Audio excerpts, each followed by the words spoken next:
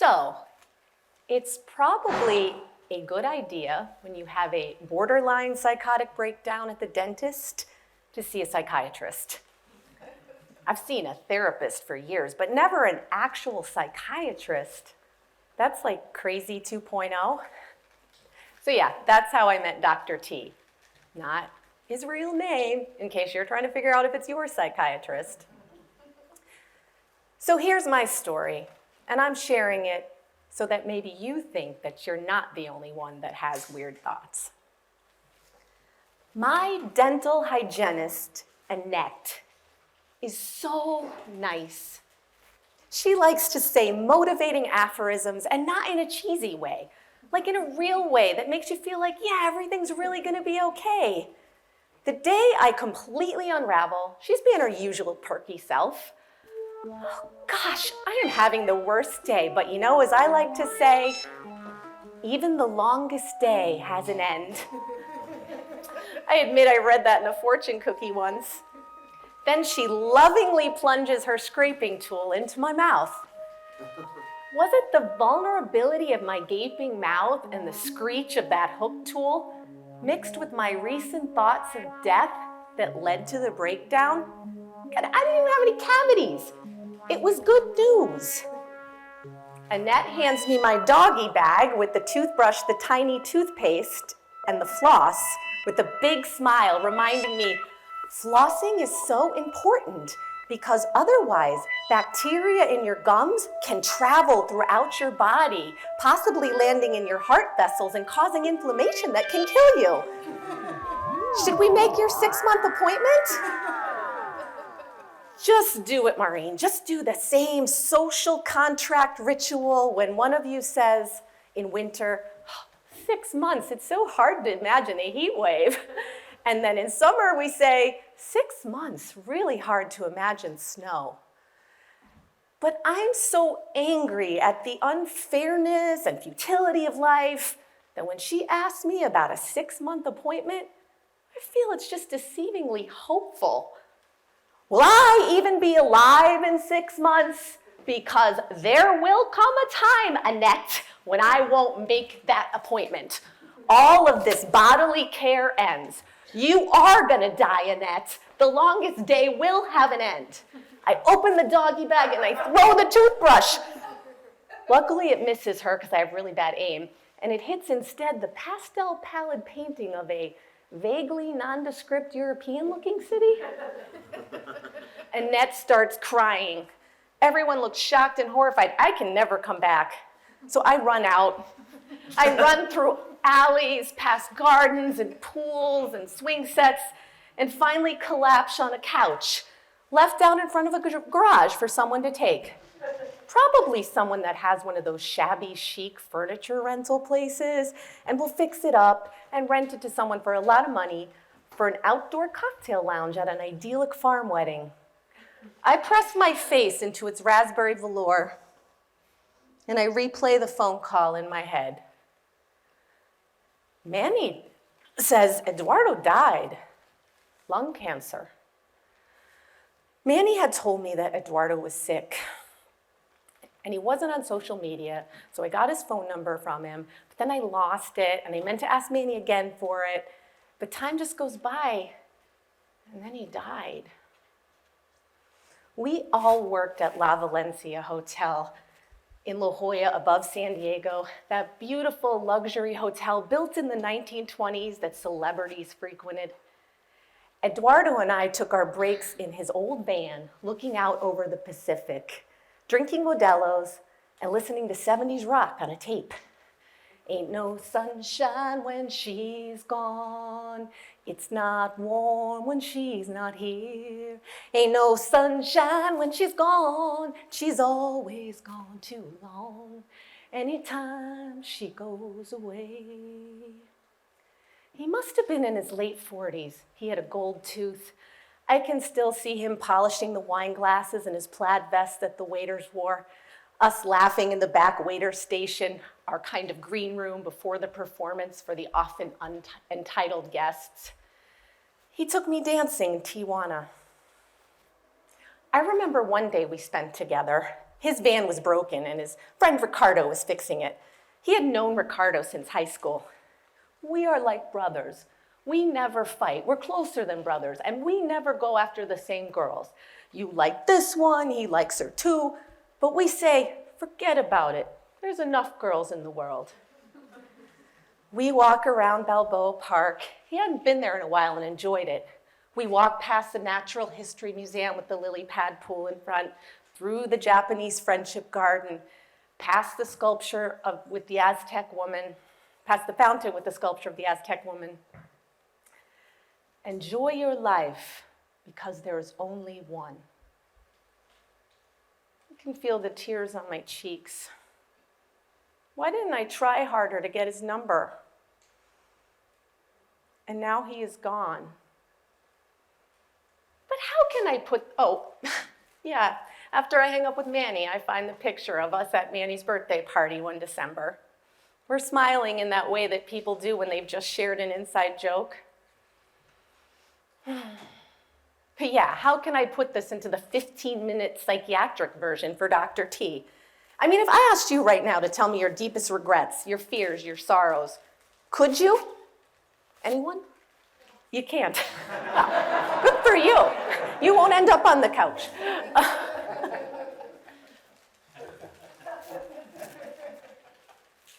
I was really upset about the recent death of a friend I hadn't talked to in like over a decade, and that sent me into a spiral of regret, loss, and fear that then sent me into a rage that caused me to violently throw a toothbrush.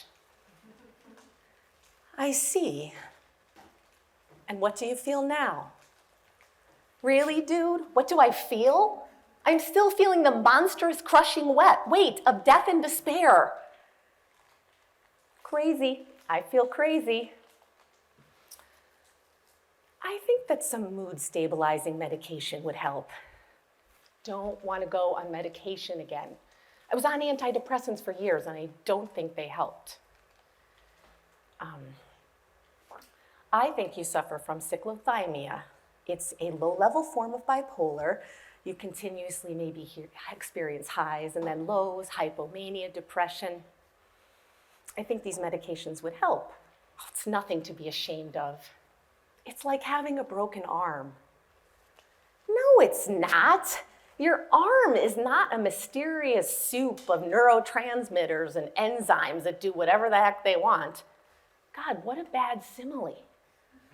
What do I expect with someone whose wall is the color of green mucus with one poster of an Ansel Adams waterfall? Behind one of those plastic protective shields, you know, showing the brown stains from age. Are you an Ansel Adams fan? Oh no, that was here when I moved in. Since when, the 80s? Are you so busy you can't put up a picture you like? What type of art do you like? I love Renaissance art. You must be familiar with Memento Mori then. Of course. Memento Mori. Remember you must die. Okay, lecture moment. Sorry, I can't help myself. I love facts. But here's a disclaimer for the whole show. This may surprise all of you, but I am not a Renaissance or Elizabethan era historian, an oncologist, a theoretical physicist, or a religious scholar. In fact, if I was a Wikipedia entry, one of those disclaimers would pop up that says, additional citations needed for verification. memento mori goes back to Roman times. And although there are modern examples of this philosophy, its heyday was between the late Middle Ages through the 17th century, when artists began painting, inspired by Catholicism, began painting skulls and skeletons and other stark images of impermanence to remind us that life is fleeting and we should live virtuously, or otherwise you might find the next life you end up in not so nice. It's also just a general good reminder that life really is short, so appreciate it.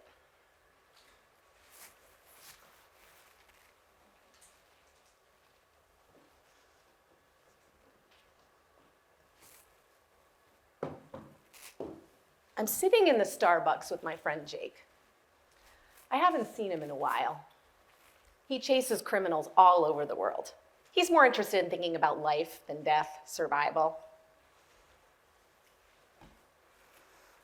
Have you ever freaked out because you suddenly realize there's a skull under your scalp?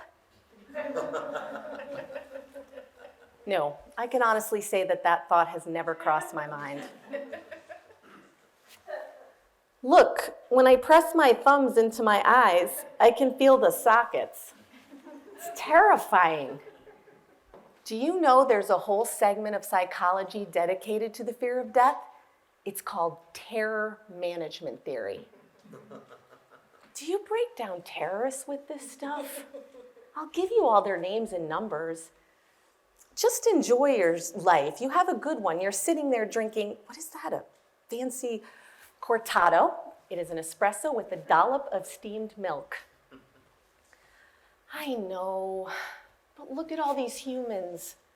They're all probably worried about something, but they just mean to stop and reflect on mortality. Maybe they would enjoy life more.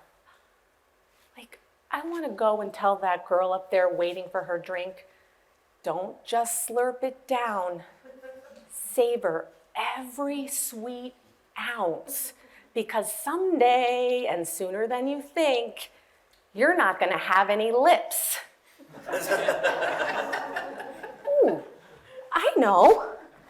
Maybe I can write memento mori on a napkin, and then I can slip it in her purse, and it'll be like one of those life-changing aphorisms, like Annette's.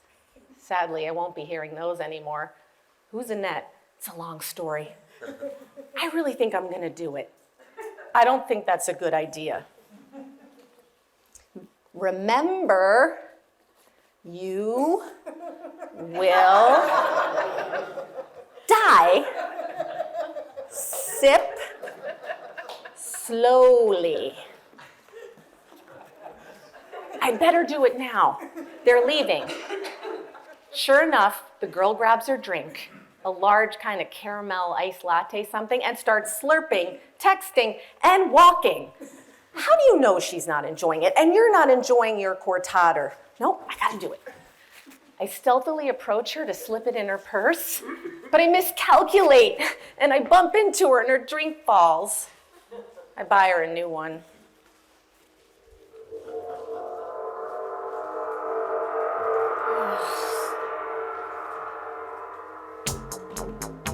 I really hope this show isn't the last thing you see before you die. Please be careful driving home. Even in this modern world with the fancy, what do they call them, lane departure beeps and the modern airbags, car crashes still kill people. I remember one time on the highway, I was driving home with my friend Janelle from a production of Hamlet. It was super dark with that snowy sleet that slices across the windshield. If you live in northeastern PA, you know. Trucks were everywhere, and my car was basically a tin can on wheels. To distract myself, I asked her, "What did you think of the play?" I don't know. I'm all for new interpretations of Hamlet, but relocating Denmark to a competitive scuba training camp in Florida? It's just absurd. I couldn't take the to be or to be not speech seriously with Hamlet and flippers.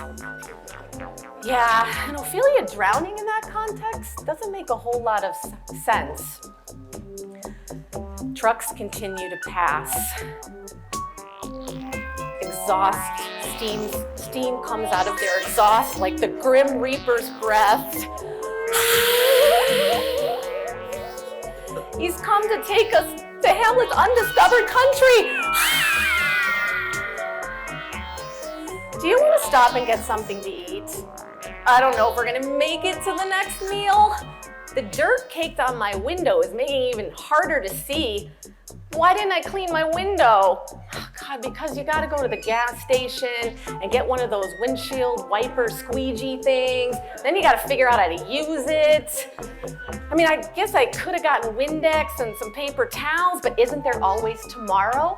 I'll do it tomorrow. And then bam, here I am with only a small circle I can see out of. I tip my head to the left to try to find the center line. God, maybe we've already died. We're crossing the river Styx. You know, Hamlet is the ultimate play about death. And the last line, no one ever remembers it. But it's the last line that's the key to the play. The rest is silence. The end. So this is how it ends. We die in a car crash after a bad production of Hamlet. Our bodies become rolling balls of metal and then food for the worms. But the sleet stops. A truck pulls over. I feel confident to pass. We're alive.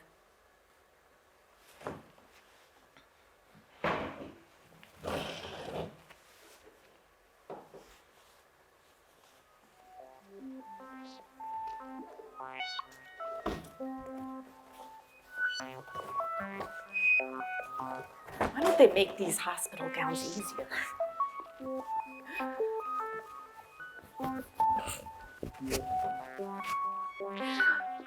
Who the heck gets vulva cancer?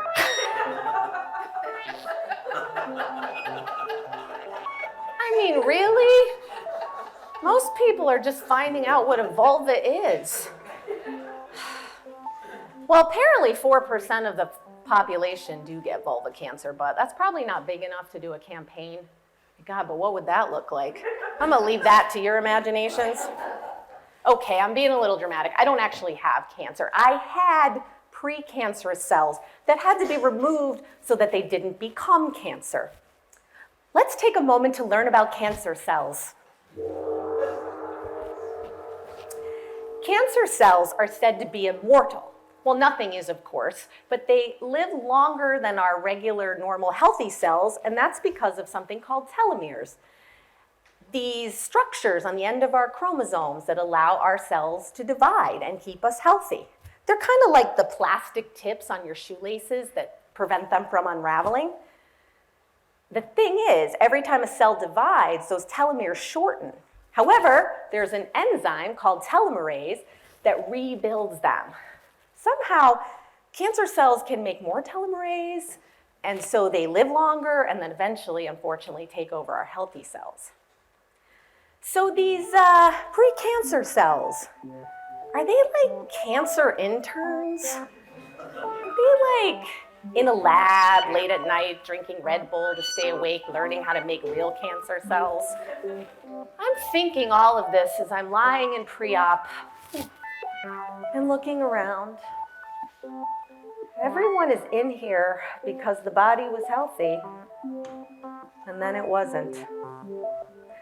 The anesthesiologist comes over and gives me a soothing smile. I'm gonna whip up a nice cocktail for you. Where do we go when we're under? We're not dead, but we're not alive. We're not even really asleep. We're just suspended, breathing by a machine, and the rest is silence. I see Annette's head floating above me. reminding me, you don't know that.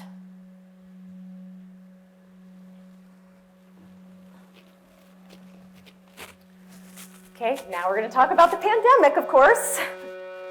Talk about illness, masks, death, near economic collapse, isolation, repeat. Ugh. We held our book clubs on Zoom, like everyone, trying to retain some sense of normalcy. We chose books to help us cope and drank a lot of wine. One book we chose was a book of koans, Buddhist koans. Now, a koan is a phrase or a story that doesn't really make a whole lot of sense, but then life doesn't make a whole lot of sense, so they're designed to help us deal with that. Gina starts. Well, the one that really hit home for me was the 7 sisters in the charnel ground. It was like kind of morbid, but also really inspiring. Ugh, I don't think I got that far. I just can't concentrate these days.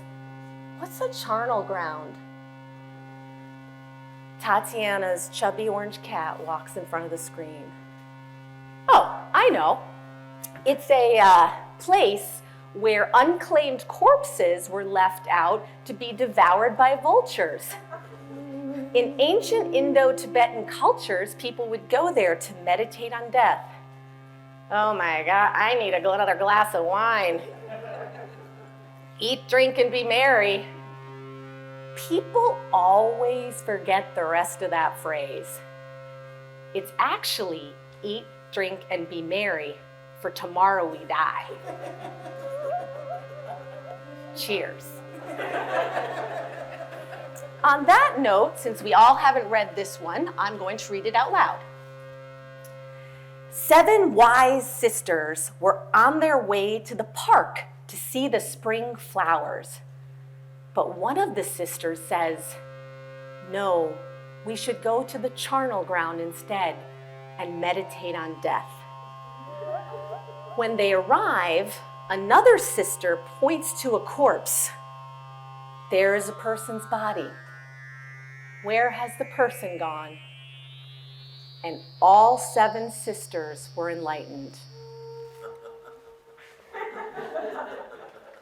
You know, this one also made me think that if we lived forever, there'd just always be more time to see the spring flowers, so maybe we wouldn't do it. I think we're all enlightened now. But why can't enlightenment last? God. It's 2 a.m. and I can't sleep. All this is too much. I can't even put a book away. Facing grief 24 hours a day. What day is it again? I cautiously saw my parents the other day, but what if I'm asymptomatic with COVID and I kill them? God, I gotta look up something happy.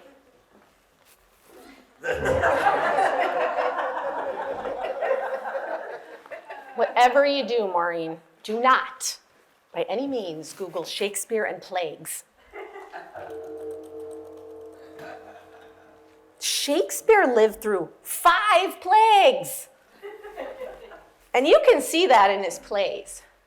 I give you Romeo and Juliet. The 2 families hate each other, and the opening scene, Mercutio, Romeo's best friend, lies dying in the street after Tybalt, Juliet's cousin, has stabbed him in a fight. His last words are, "A plague on both your houses." Then, later on in the play, a friar is supposed to deliver a very important letter to Romeo, who's in hiding, but he never gets there because on the way, he is quarantined due to an outbreak of the plague, leading to the very tragic end of the story.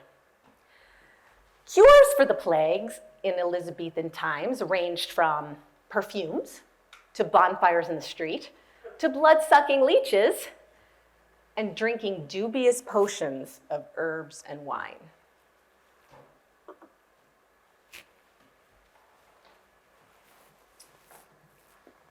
Okay.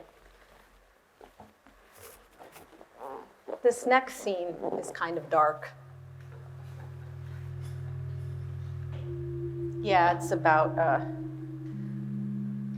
oh yeah, you know what I also read though, before I get into the real bleak stuff, is that you can use your quarantine productively. You know, Shakespeare wrote King Lear during the plague. People were out, you know, they said, you know, you can use it productively too, all these blogs. You could learn a language, you could bake bread, you could, you know, write a novel. Or maybe you don't. Maybe you just watch every single dark Scandinavian thriller on Netflix. I mean, please give me bleak landscapes, tormented divorce detectives, murder and corrupt politicians over baking bread. But all this was really making me depressed. I wasn't really doing anything, and so there I was on my kitchen floor in the middle of the night with a bottle of 10-year-old tawny port. It was a very good one, by the way, and a knife. If this pandemic doesn't get us, climate change will. What have I really done with my life? Everything just seems like such a waste right now. I just wish it was over. God, this is a dollar store bread knife. This can't slice my wrist. I can barely slice a bagel. God. I Google, can you kill yourself with my medication? Not really. Aspirin could theoretically work, but it sounds like a terrible way to die with my stomach bleeding out. And statistically, I'd probably just get really sick and damage my liver. Fentanyl. Fentanyl would work. God, how does anyone even go about getting fentanyl? Jeez, do I have to go to one of those scary nuisance bars? God, this is way too exhausting. I do not have time to kill myself. I still need to look up the second law of thermodynamics and how it relates to death. So after the tawny port incident, I decided it was probably a good idea to see Dr. T before the 6-month appointment. Because here's the thing. I've kept 36 journals over the years, and if you read any of them, you're going to find a lot of suicidal ideation. But we never let people talk about that. People always say, oh, you have so much going for you. And it is embarrassing to talk about. I mean, when I feel better, I'm like, life is great. I never want to die. We still can't meet in person. So to hide the mess that is my life, I put up a fake, but very realistic looking photo of a super clean, mid-century modern furnished apartment. So you've been struggling a little bit. Tried to kill myself with a bread knife last week. Can you speak more about that? It wasn't really a good knife. It wasn't going to work. No. I mean, what prompted this? I don't know what it feels like to not think about certain things, like death and how I messed up my life. And right now, my life just seems pointless. I mean, what have I accomplished? And what is the point of accomplishing anything anyway? Pandemic, climate change, endless wars. Life is absurd.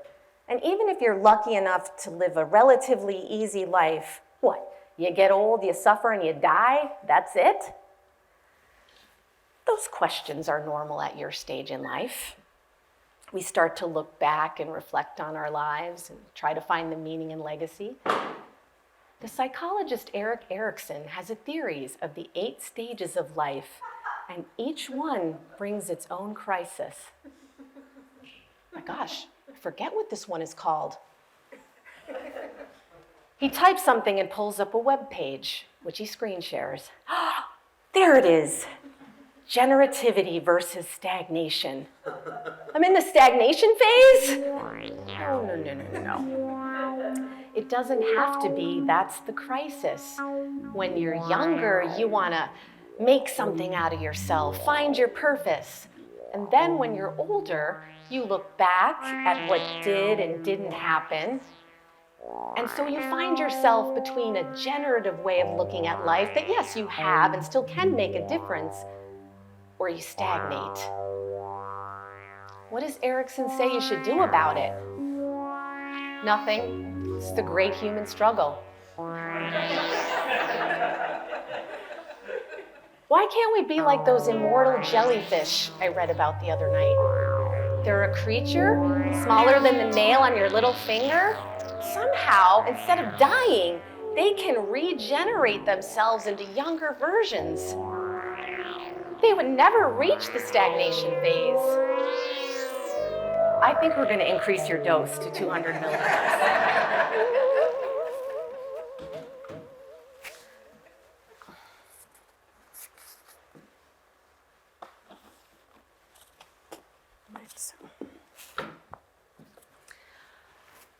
Choice really is live or die, right? Despite the circumstances. That's what humans have done for millennia. People were out there on the front lines saving people. They were coming up with creative ways to connect us during social distancing. They were learning those foreign languages, writing novels, and baking bread. That's what we do as humans. We create, we evolve. I wonder if the first fish that flopped on the beach screamed, "I want to swim back, now what?" But they didn't. They evolved. I decide to write my 37th journal. The writing is helping, but I still can't sleep. One night, in my bed, endlessly scrolling and searching on my phone again, I look up, what do you do when you're in love with your chiropractor? What do those white bags on the side of the car roads with the bags mean? Actor Corey Feldman now. Oh, what happened there? Second law of thermodynamics as it relates to death in simple terms. Now this is the law that states everything is basically moving towards a state of entropy, which never decreases, only increases.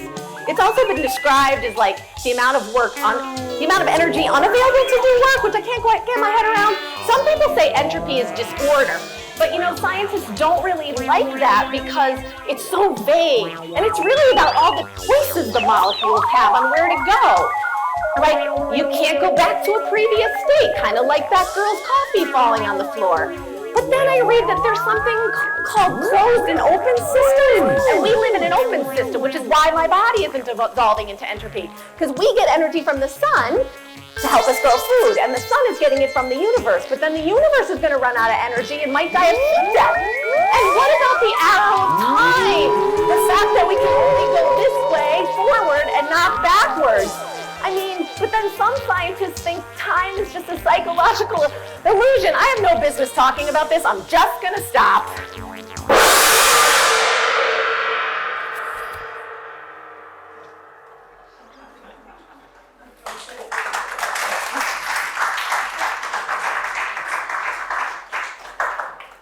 My friend Nafi messages me from 5,000 miles away in Turkey. He happens to be a physicist. Ironically, a time hop photo popped up today of our road trip we took several years ago along the Aegean Sea. Why are you up? I cannot sleep. Please help me understand second law of thermodynamics and entropy. Don't think. Watch this. He sends me a video of a hedgehog eating ice cream. Don't you know hedgehogs are lactose intolerant? They could die from eating milk products. I'm serious. Entropy is driving me literally crazy. We cannot know the ultimate reasons for phenomenon. We can only find relations between things. Do you remember our road trip? Of course. My mind travels back to that joyful day when we stopped on a seaside town and there was a dock and we jumped over and over again into the water. And then afterwards, we sat in lounge chairs in the sun under an endless blue sky. Afterwards, we drank cups of Turkish tea outside a restaurant, watching that same sun, now golden, disappear into a sapphire shimmering sea. He took a drag of his cigarette, looked at me and said, "You are resonating with the whole universe." True story. So I let go of my questions about the second law of thermodynamics. He is 7 hours ahead and has to teach a class. I stare at the screen, stuck between that choice of lamenting that that's just a memory or being grateful that I had that precious, unrepeatable experience.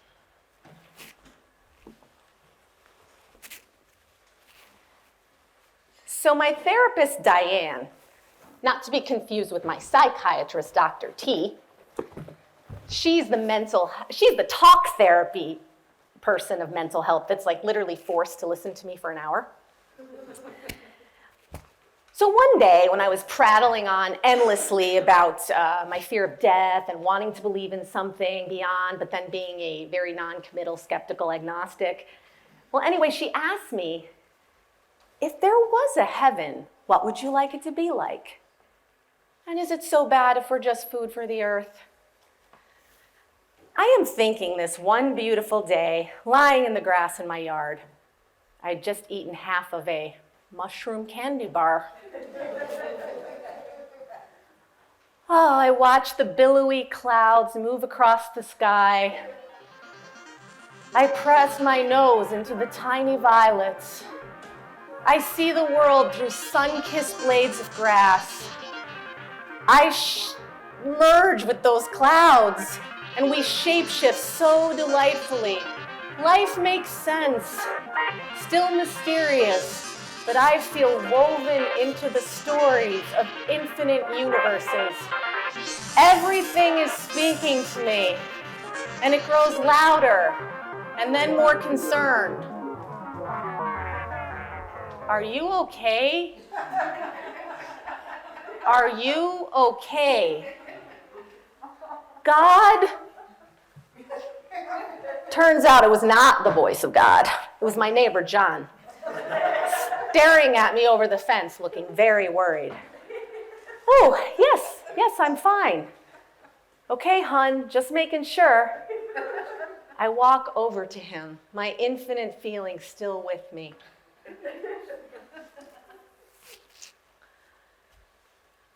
Thank you for checking on me, John. I'm fine. He was a nice guy. He shoveled my walks. He jumped my battery more than one time. He brought me tomatoes.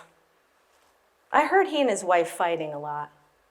He liked to talk about hunting and fishing. He wasn't a man that would go to therapy, but he found it in the rivers and woods at 5 a.m. We're all one, John. With the sky, the earth, space, each other. I don't know how or what the hell it means, but it doesn't matter. Like, I know our minds create our reality, and that time might be an illusion. Like, do you know that our brains only see in 2D, but our brains, we only see in 2D, but our brains translate it into 3D. And like, I don't know what happens after we die. I mean, maybe it does all end. Or maybe we come back as a bumblebee or an IRS fraud examiner. But we still experience this, right? Like spinning around on a planet. What is that? Are you sure you're okay, hon? Oh yes, I'm fine. John looks very perplexed. I just want to thank you. I want to thank you for checking that I wasn't dead. and for shoveling my walks. I hate shoveling. I look at the foot of snow and I think about how brutal it is to be human, and then you come with the snowblower and the sidewalk reappears.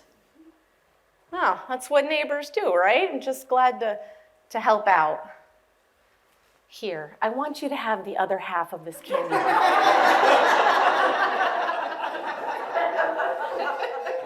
But don't eat it now. Put it in your freezer and take it with you the next time you go fishing. Oh, okay, thanks. Tomatoes are almost ripe. I'll bring you some. Got those really big heirloom ones. Beautiful. So good with just a little olive oil and salt. You take care, hon. I realize I can't be eating mushrooms every day. At least not if I want to keep my job. So, I decide to start exercising for a healthy dopamine rush. Currently on a group bike ride. Used to be a pretty good cyclist, believe it or not. But now I'm pretty sure I'm gonna die on this hill. I'm trying to keep up with Amy, who's been nice enough to hang back with me, but she's super fit.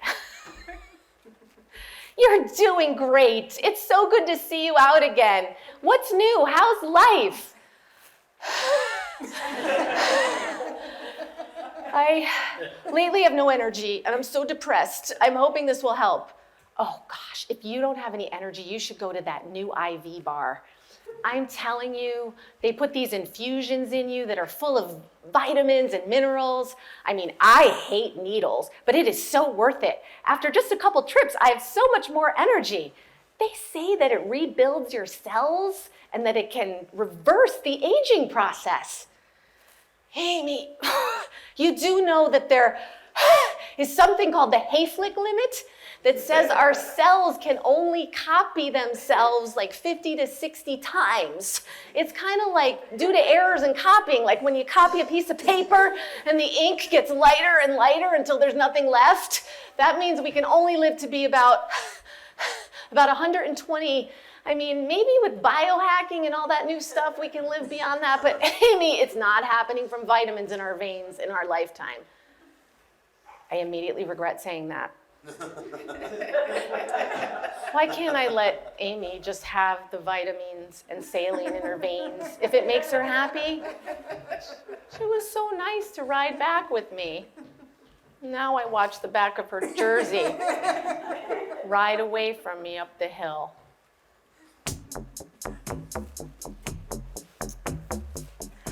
I'm at an exhibit of Awakara, conceptual artist Awakara, and poet Madeline Gins, who were active in the 1960s art scene. I'm with my friend Janelle, the one that I almost killed at the Hamlet production. So they also became self-taught architects and founders of the Reversible Destiny Foundation. They believed that living too comfortably was bad for us, and that our buildings and spaces should be built so that we would be in a constant state of instability, thus strengthening our minds and bodies to defeat death. What do you think? I don't know, like, it's really thought-provoking, but I don't think my core muscles are strong enough to like balance on that uneven, bumpy surface. Yeah, but that's the point, right? Your core muscles would no longer be weak and your brain would constantly be challenged. Maybe we really could regenerate ourselves like those jellyfish you're obsessed with. Yeah, but Awakara and Gins died. Yeah, they did. But even as a principle, it's a beautiful reminder to like fully engage with life. Yeah, I mean, how many of us die a metaphorical death every day because we don't truly experience life? Yeah, but I think technology is probably our best bet for a kind of immortality. Yeah, I first heard of transhumanism in 1997. I was temping as an administrative assistant on a tech floor of a money management company, of all things. I was surrounded by these tech bros in the middle of the dot-com revolution. Everyone thought they were going to become a millionaire because they built a website. They used to have these lunchtime lectures, and I remember one I went to, someone was pontificating about how through AI, nanotechnology, cybernetics, all new words to me at the time, humans could live for eons. Yeah, now it's everyday conversation. There's still the tech bros freezing their brains and uploading themselves to the metaverse. Yeah, but it's always the same quest for human immortality, isn't it?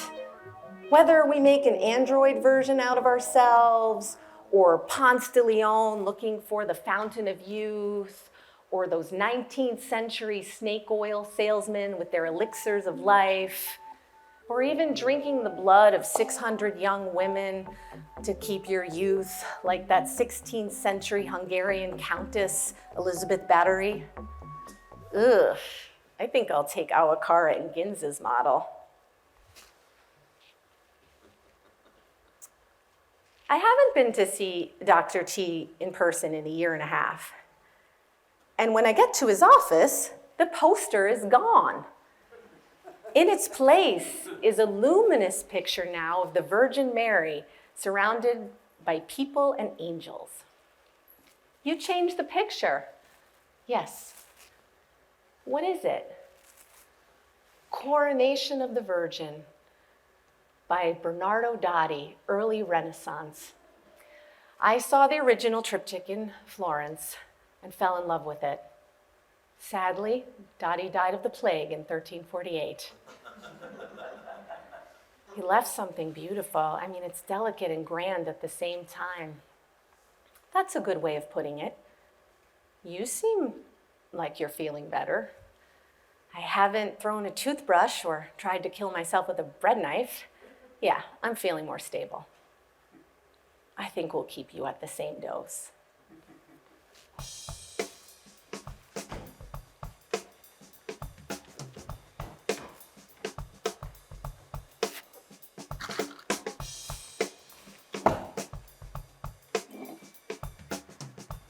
Hopefully we won't die in a fire.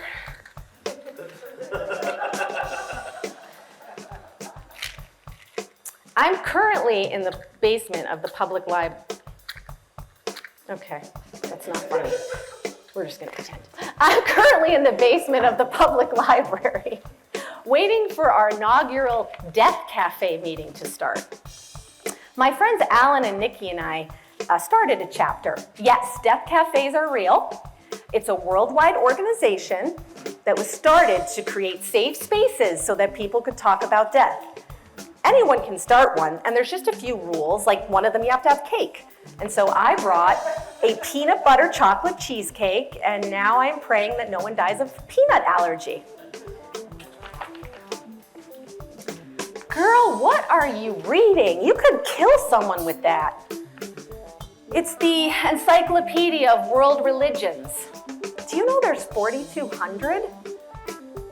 I can see a little light reading as usual. Well, you know, religion is like the ultimate thing people use to deal with death. I just want to see what my options are. I'm sorry I'm late. I had to pick up a body.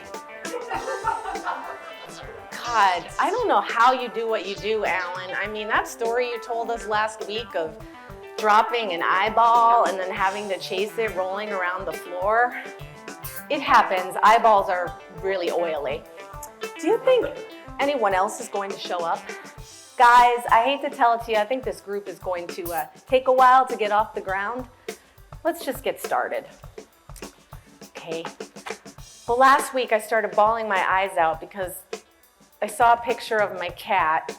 He died 5 years ago, but I just still can't get over I'm never gonna see him jump in an Amazon box again.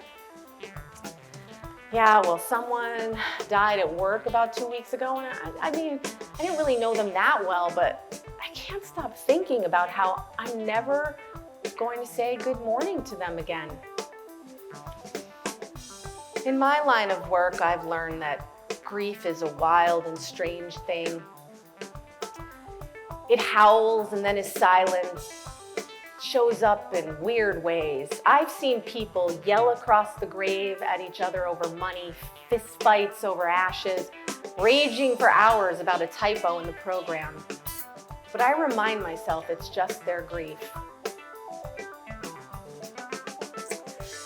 Where does everything go? Do you guys believe in an afterlife? I do, but I think the question of an afterlife is really irrelevant. I mean, God is so outside what we could ever imagine, so beyond our understanding of linear time and space. I don't know. I don't really follow one religion, but I take a lot from all of them. I mean, I think Hinduism and Buddhism might have it right about reincarnation. I mean, even science says that matter can neither be created nor destroyed. That's the first law of thermodynamics. Yay! Yeah, and I definitely have had some strange mystical experiences. One time I was meditating, and the candles were actually lit, and it was like they were suddenly alive, and they were calling me closer. And then it was like we were dancing together. But then you still gotta go to work. Well, that's why we binge eat cake. Neither of you has a peanut allergy, do you? Last time I saw Dr. T, he suggested meditation might help me cope. Now, I was about to go full on crazy on him and tell him not to lecture me on meditation and give him a very long list of all of my meditation adventures. However, I've matured, and he was right. I hadn't meditated in several years, so I took his advice.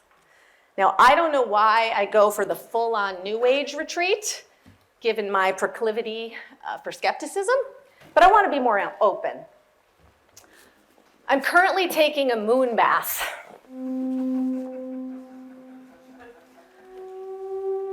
We are all in a circle, raising our arms to the heavens. The instructor is wearing a t-shirt that says, "We are spiritual beings having an earthly experience." Let's raise our arms to the moon that has guided us for centuries, that affects our circadian rhythms, our fertility, our moods. Don't do it, Maureen. Stay quiet, please. Don't you remember what happened with Amy, who doesn't speak to you anymore? I don't think that's really right. I'm gonna look that up. You're not supposed to have a phone. Give that to me. No, you're causing light pollution. We tug a war, and I pull it away, and I fall backwards in the grass. Stop trying to find answers to everything. No one understands the mysteries of the cosmos. Your negative energy is affecting some of the others here. We've gotten complaints. Why? Because I question things? Oh, I can feel anger rising in my body. I'm just going to acknowledge it. It's a normal human emotion. I'm not going to yell because clearly you are in a lot of pain. She helps me off the ground. But maybe this isn't the place for you, and that's okay. We all have our own unique journeys.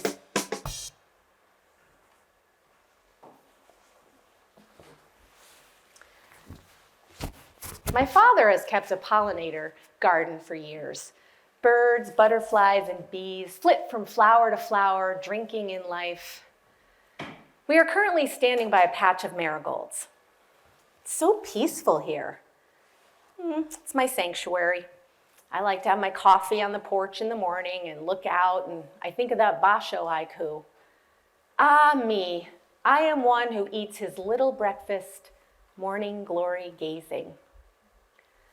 Oh, I have an app that when you hold it up to a flower, it tells you information about it. Marigolds. The Aztecs called them campasuchil, meaning 20 flowers, because of all the petals they had. And they are placed, of course, on ofrendas, altars, along with photographs, food, and other items belonging to the deceased. during Dia de los Muertos, celebrated November 1st and 2nd in Mexico, other Latin American countries, and the US, because their strong earthy scent and bright colors were said to lead the souls back to their homes. It's interesting how different cultures around the world have this belief in time and places where the dead and the living could connect. Like the Celtic idea of a thin place where the dead could pass through the veil between worlds. I think there's energies out there. When I go visit my father's grave, I ask him questions, and sometimes I feel his answers. I'm sorry I never knew him, and I'm sorry I've never even been to see his grave. Where is it again? Oh, you just take the first hill in the cemetery, and it's the only one that's backwards. Sounds about right.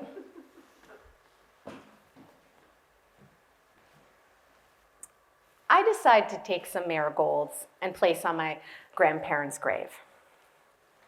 When I arrive at the cemetery, a funeral takes me by surprise. I look closer. People are walking away from the grave. It looks like it might be over, but one woman stands alone. Instead of skulking away, I creep up closer and peek out behind a tree. Oh my gosh, I recognize it's Annette, my dental hygienist.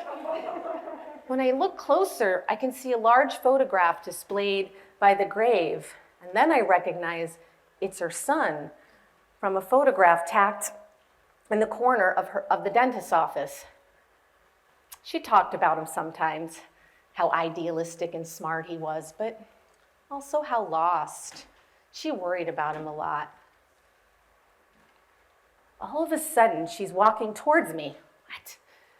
And then she's suddenly face to face with me, staring at me through red, tear-beaten eyes.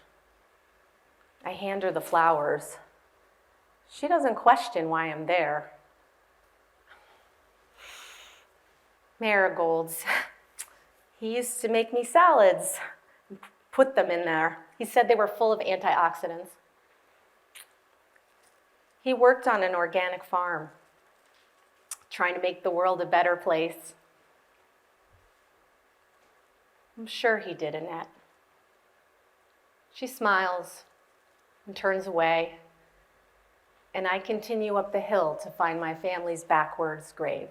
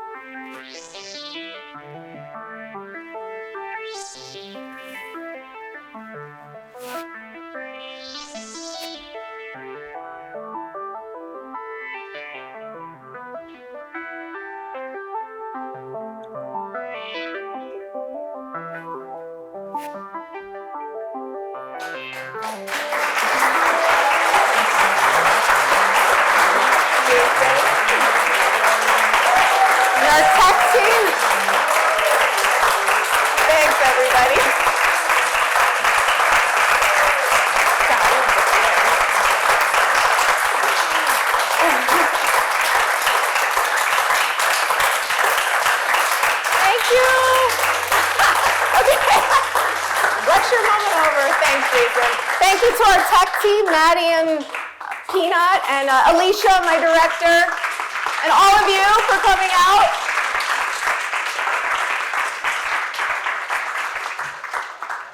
Feel free to stay and talk about death. It's a safe space.